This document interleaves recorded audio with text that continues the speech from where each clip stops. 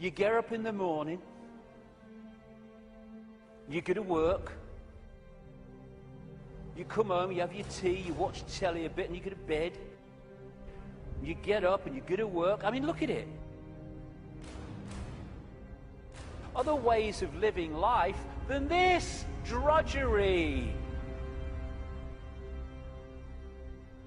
This world is crazy because it's so limited.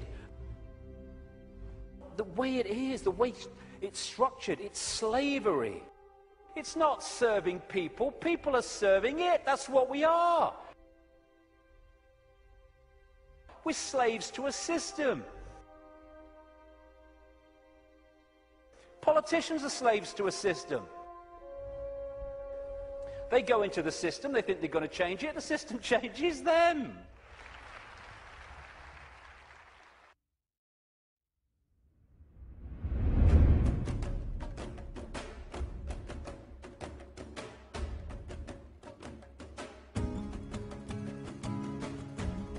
And what we do is we put the child into the corridor of this grade system with a kind of, come on, kitty, kitty, kitty.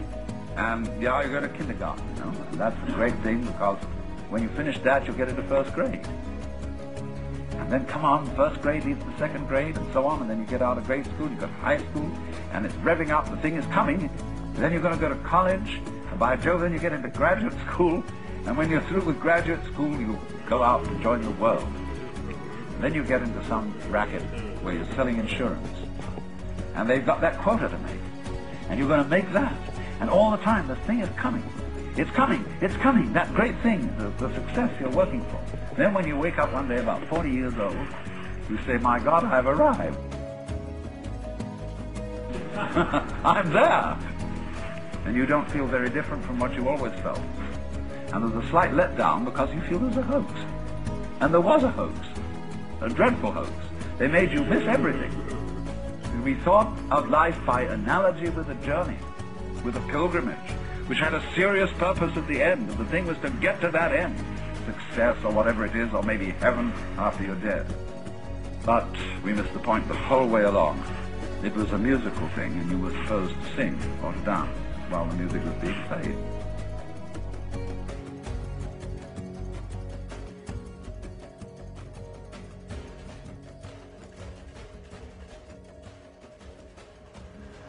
And the world impoverishes itself by spending $1 trillion a year on preparations for war, and by employing perhaps half the scientists and high technologists on the planet in military endeavors. How would we explain all this to a dispassionate extraterrestrial observer? What account would we give of our stewardship of the planet Earth? We have heard the rationales offered by the superpowers.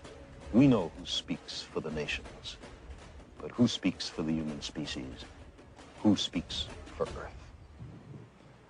From an extraterrestrial perspective, our global civilization is clearly on the edge of failure in the most important task it faces, preserving the lives and well-being of its citizens and the future habitability of the planet. But if we're willing to live with the growing likelihood of nuclear war, shouldn't we also be willing to explore vigorously every possible means to prevent nuclear war?